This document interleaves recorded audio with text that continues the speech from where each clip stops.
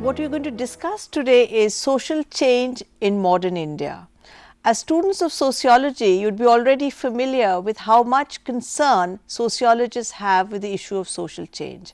One of the reasons perhaps is that social change is pervasive, it's all around us. The other most important issue that we must keep in mind is that sociology itself as a discipline emerged in times of profound social change. You are familiar with the fact that all the pioneering sociologists were grappling with the various dimensions of social change. Or whether it was Durkheim who was trying to depict the transition from mechanical to organic solidarity, whether it was Weber discussing the whole issue of rationalization and the emergence of a disenchanted world, whether it was Marx trying to understand the profound changes which were taking place.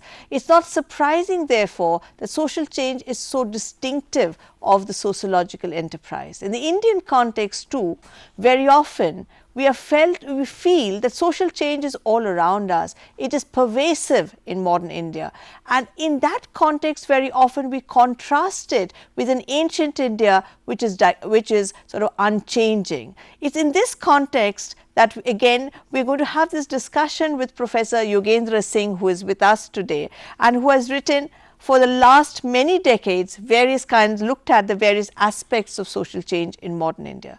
So, I would like you to sort of briefly explain to us the early experience of Indian sociology with the kind of changes which were taking place in our country.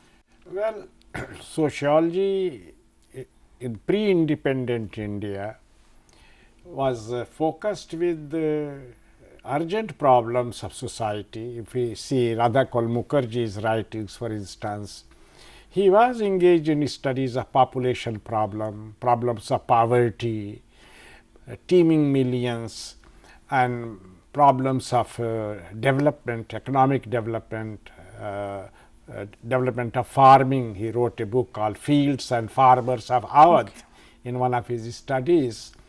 And D.P. Mukherjee and G.S. Ghure, the two other, G.S. Ghure who led the Bombay Department of Sociology, also engaged himself in the issues of identity in India, issues of the relationship of castes and how caste functions as an institution of differences and hierarchies, and how really it combines itself with the processes of change. And although he is concerned with the issues of change much more sharply in his village studies after Centurion Carter and his writing on social tensions, where he talks of India's social change and the kind of conflict which is emerging.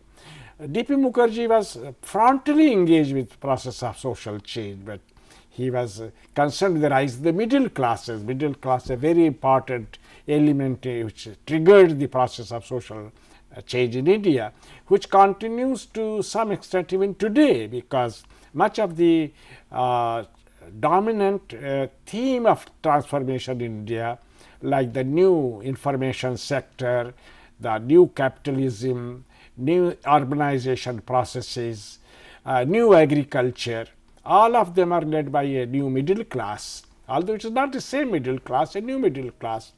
So, even before independence, sociologists were engaged in the study of change, they were concerned with change, because change was also the discourse central to the national movement, the movement for emancipation and freedom. N.K. Bose was very close to the process of Congress. He was worked with Mahatma Gandhi and so on. Later on we find that sociologists come very frontally to tackle problems of social change, because with independence came planning process, and early sociologists, they studied on agrarian issues, village. They began to study urbanization, they studied community development and panchayat system. They studied the processes of labor, productivity. They studied political culture, political parties, voting behavior. So, the new institutions which came with independence, addressing the development in sectors where older institutions had become obsolete.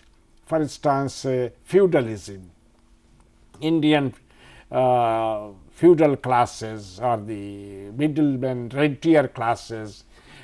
Land reform was very important to change that. So, at this point I would just interrupt you briefly to ask you, like you mentioned that the interest in social change was there from the very beginning, at different points. You also brought in the whole influence of the national movement on many of the Indian sociologists, and later maybe their active involvement in some developmental questions. Was this the dominant pattern in the manner in which Indian sociologists discuss social change? Because very often in textbooks, the manner in which we study is that we discuss, when we discuss social change in India, we discuss modernization, we discuss westernization, we discuss Sanskritization.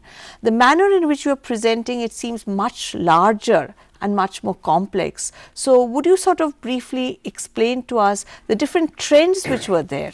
Well, subtle theme in sociology's study of change throughout has been one, to observe the reality of change, how change is taking place, and there the matrix has been of tradition, modernity, industrial and the agricultural, rural and urban.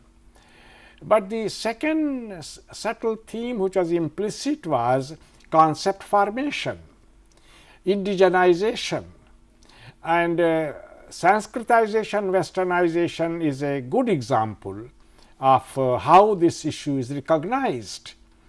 Although westernization is a concept which is used by Professor M. Srinivas in a very historically bounded manner, but later on he did recognize its wider implications, because westernization is not one but multiple, and therefore, it is a generic concept rather than specific to one style, one way of looking at things, one way of defining one's identity and the goals of social transformation.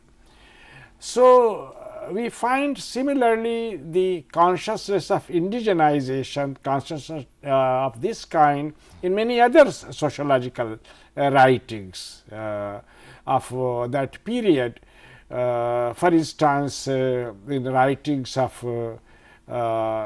Professor Dubé or I.P. Desai or Kapadia, who studied family system, we review their contribution. Ramkrishna Mukherjee, for instance, in his several writings takes this perspective on change within the framework of the Indian tradition, Indian cognitive systems. In fact, here I find two ways that Indian sociologists seem to be responding. One was the empirical tradition, and in the empirical tradition such as writings of Professor I.P. Desai, we find he skirts the issues of theory, skirts the issues of East and West, and directly tries to look at reality and then observation over a sustained period, over a long time cycle, that is for instance, the study of Mahova, the family, the family cycle. He finds that it tells his own theoretical story, because his study of Mahava family, though not anchored in theory to begin with, comes out with a theory that one has to look at the cyclical transformation in family, from single family to joint family, rather than a linear concept of the single family and joint family as we inherited from the West. So, here we find a good example. In fact, if you look at the Asiatic tradition of sociology, then this is a skill and a tradition which Japanese developed. They did not go in their sociology, there is no conscious effort to build theory, there is empiricism. Professor Ramakrishnan Mukherjee looks at sociology from a slightly different perspective, because he accepts theory, but he accepts theory as a inductive deductive process, not favorable to one particular philosophical matrix of theory, such as Marxism, Weberian sociology or Durkheimian sociology. He says that all these theoretical constructions are to be the same. What matters is how we operationalize it.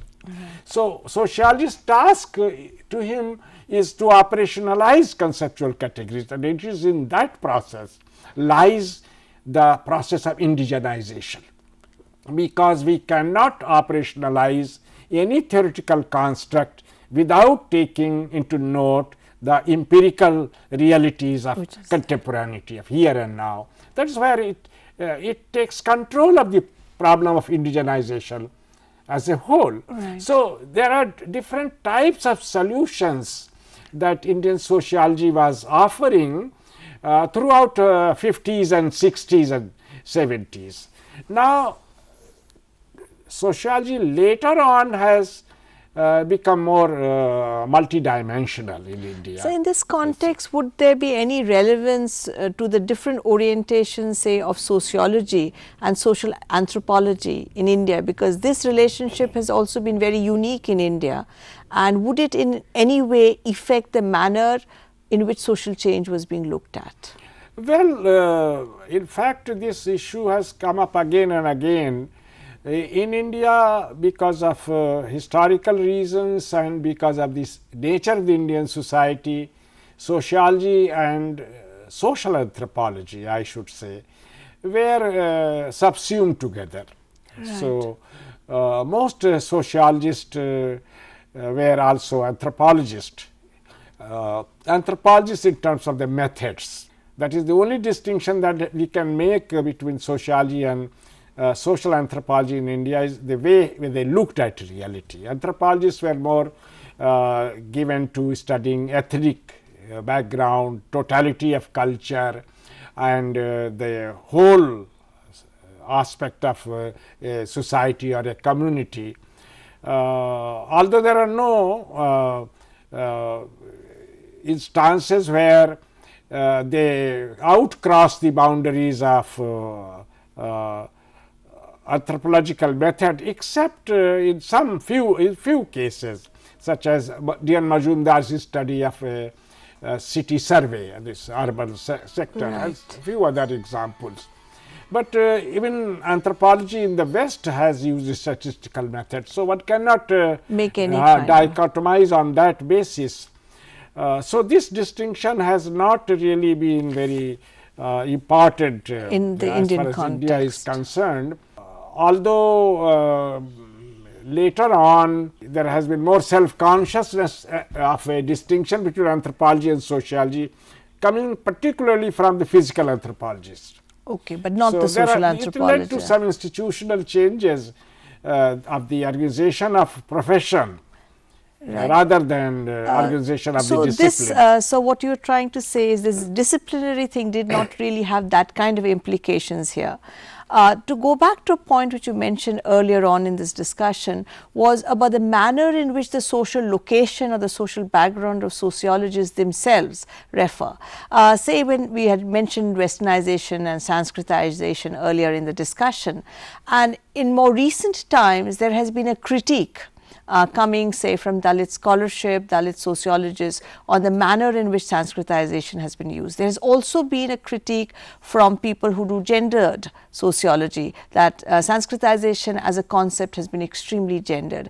Would you like to just well, I have written on this. In fact, we see three phases in the growth of sociology. Early phase of about 2-3 decades was a phase of what I have called consensual sociology, because socialists themselves came from a homogeneous class background, Right. their own training, their own way of, they accepted state's role in transforming Indian society, and they aided the state through planning and development process, from grants from the state agencies, because that was the only agency available to support research projects. Right. So, the entire sociological paradigm which developed through this whole long process of 3 decades is of no conflict between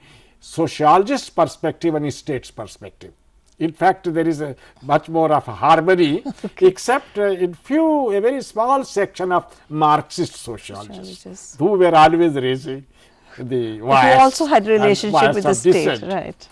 Then from 17 onwards, we find that sociologists began to recognize the contradictions of state policies. For instance, the state policy in the agrarian sector. Green revolution helped only rich farmers. What about the poor? What about the tribals? What about the landless? What about the gender? Because green revolution also increased gender discrimination. Absolutely. It led to displacement of women from work, as many studies have shown. So, this awareness led to acceptance of the critical perspective in sociology. So, we find that new sociological theoretical orientations become acceptable, Marxism, a kind of neo-Marxism, phenomenological way of looking Right. at really interactionist sociology. This is important process in this. So, in fact, the sociologists became critical in the sense that they will not accept the definition of reality and social policy by the structures of domination. After critical phase, in fact, the process of social change constantly was unfolding itself. Absolutely. The policies of reservation, policies of investment in agriculture, community, urbanization, all this led to some mobility from the lower sections, the deprived sections, and as they moved up, a critical element was created for leadership. So, they began to take leadership in the not only in the realm of politics, but also in the realm of professions, the kind of academic culture, Knowledge building itself. A kind of self ratiocination, in fact, a kind of introspection and awareness of identity. Right. So, this I should say explosion of identity takes place as a result of this process of change, in fact, which is paradoxically a result of investment in change. Yeah, in fact, as you correctly say, there is a whole paradox to it, because the awareness of deprivation arises only because there is an emergent middle class from the traditional marginalized sections who can then now articulate their absence from the body of knowledge. This is also a transition from the old middle class to new middle class. Right. And in fact, a middle class which is constantly in the making, a middle class which is also a melting pot, as it were, right. Because they come from different cultural background, ethnic background, class background, gender. Absolutely. And a new framework of emergent centers of productivity, that is the production of knowledge, production of information, communication, in all these different areas which are now pervading, right. They are taking root, the new definition of class is taking place. Right. So, if you look back, say, at the central concepts which are used in sociology, whether it is caste, class, region, ethnicity, tribe, each of them has been undergoing some kind of theoretical questioning and interrogation, precisely because you now have greater visibility of people who now speak on those. The whole issue, say, in the West, when you said Western scholars studied Indian sociology, exactly. But once Indian sociology started studying them, you had a different perspective. So, you had earlier a whole discussion, say, of caste tribe relationship. Yeah. So, whereas you have the emergence of tribal scholarship from the northeast who would question that we did not have a caste tribe kind of continuum. Yes, So in fact, the triggering of new information revolution in India is having the effect of bypassing some of the difficulties of transition, such as telephony, such as computerization, such as websites. Right. In most roadside villages in India, transformation is taking place in a very rapid pace. For instance, the villages that I studied, I find that the notion of community and caste and class have undergone tremendous change.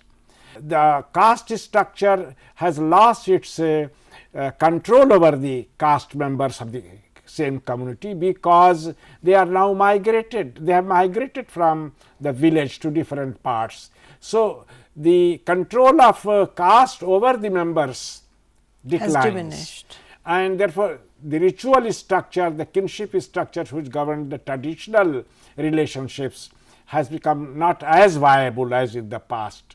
So, this change, which should have in one sense led to decline of caste, has been compensated by another change, that is political culture of caste. Right. So, caste as identity is merging beyond its territorial boundary with caste outside, like the other backward class caste, Dalit caste, etc., etc., who are supported by political parties. Right. So, caste as we used to know it, as it was earlier defined in sociology, will have to be rethought. So although it is not totally gone, it offers the anchorage, the root, which is there, but it is undergoing tremendous change. So, in fact, this is probably in a certain sense related to, say, the whole idea of the nation as an imagined community, which becomes a political entity. So, probably the communities. It's very interesting, sir, that you mentioned the whole technological changes which has happened, which has had its own impact on the manner in which social change is taking place. So, in this context, in the context of these new, more contemporary social changes, how do we look back at concepts which we have earlier used, like Sanskritization? In a certain sense, would it still be valid? Would the reference models change because technology has taken over? Well, Sanskritization was a term which Professor Srinivas used, also somebody else also, I am told, coined the word earlier.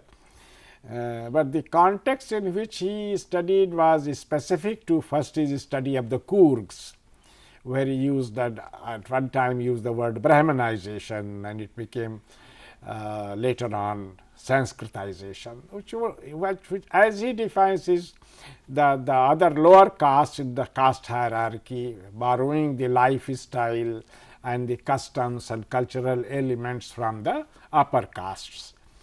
Well, this framework was valid for some time, but social change in India completely altered the context. One of the changes was political empowerment through voting behavior. Right. So, most places it is the lower caste which came into power. In fact, power in both states shifted from Brahminical and upper caste to the OBCs. Right. Because of this. Entire South India, where Brahmin were dominant, they lost power totally.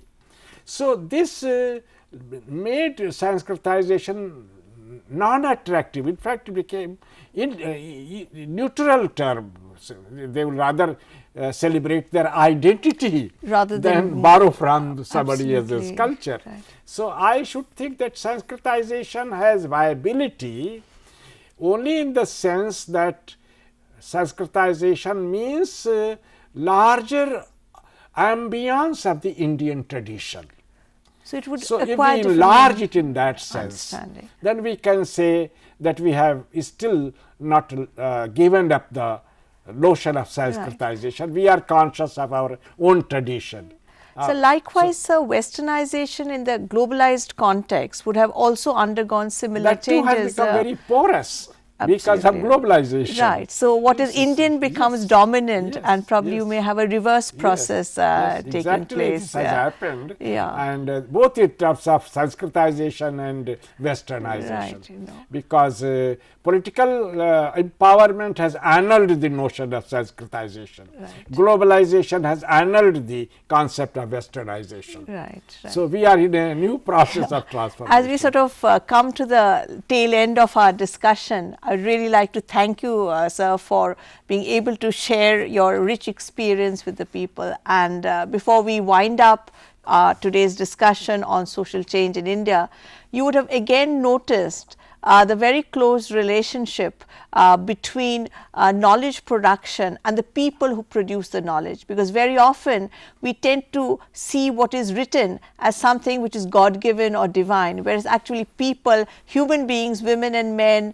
upper caste or lower caste, hypothetically, are people who are writing it. So, it is very important that whenever we discuss social change in India, we do not see it as a given body of knowledge which is unchanging forever, but try and look at the processes which have been involved historically in this production of knowledge. Like we saw in our discussion today, the manner our tryst with colonialism, the early sociologists attempt to look at social change which was taking place in the early years, the state development, the state investment in spreading development, the emergence of the middle class among earlier marginalized section, who then emerge and articulate their own perspective and interrogate the body of social knowledge which has been produced earlier. So, this dynamic process is something which has to be kept in mind. So, when we look at again concepts which we have learned, whether it is westernization, whether it is globalization, modernization,